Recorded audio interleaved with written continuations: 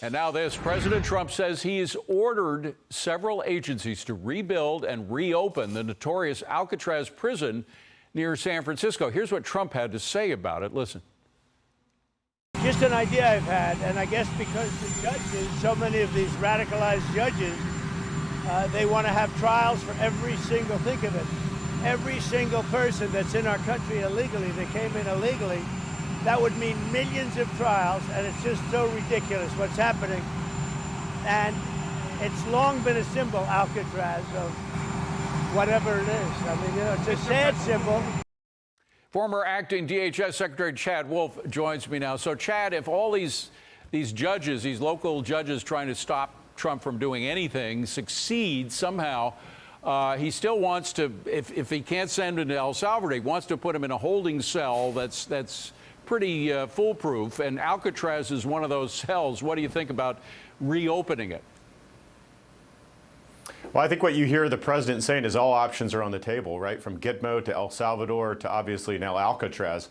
I think he's, as you indicated, he's frustrated with the amount of judges that are interfering with his authority as the chief executive to remove dangerous individuals from the country.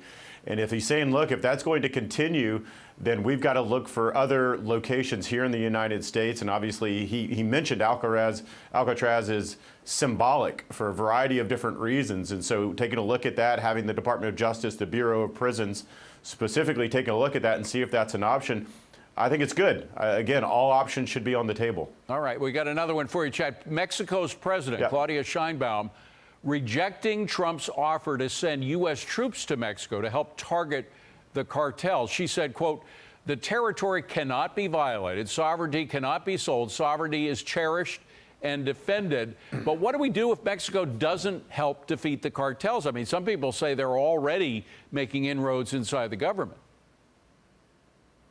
Well, I think this is really a failure on her part. I would have obviously taken President Trump on this.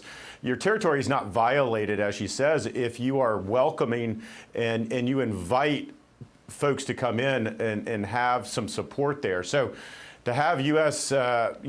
Military or even non-military individuals come in at your request, no one's violating your territorial integrity. What they are saying is, look, we're tired of the cartels.